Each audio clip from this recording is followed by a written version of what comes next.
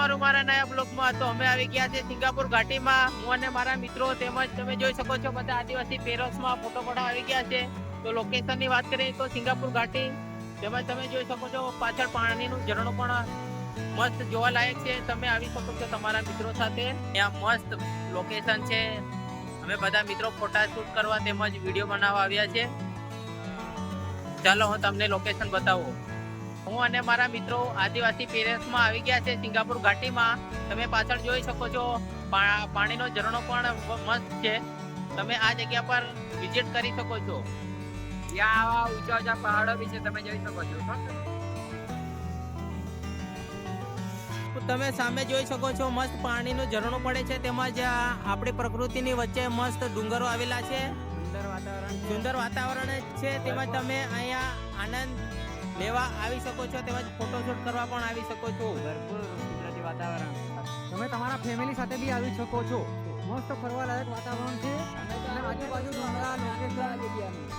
જો મિત્રો અહીંયા આવવા માટે રસ્તો પણ થોડો ખરાબ છે. તમે જોઈ શકો છો ખૂબ જ કઠિન રસ્તો છે. અહીંયા આવવા માટે તમારે સાચવીને આવવા પડશે, કેમ કે અમે સિંગાપુર ઘાટીની ખૂબ જ અંદર આવી ગયા છે. તો જોઈ લેજો. તો જોઈ શકો છો મિત્રો ખૂબ જ મસ્ત વાતાવરણ છે, પણ અહીંયા આવવું બહુ કઠિન છે.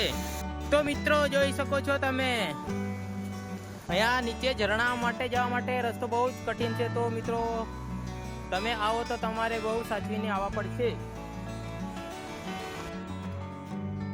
દેખો મિત્રો બહુ જ કઠિન રસ્તો છે. તમે જોઈ શકો છો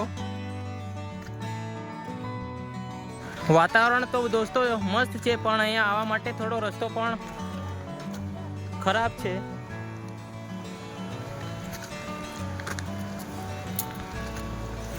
નીચે હતા ત્યાંથી આમ ફરીને ઉપર આવ્યા.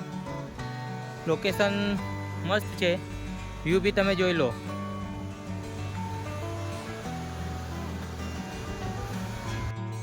તો મિત્રો ફોટા અને વિડીયો તો શૂટ કરી લીધો અમે.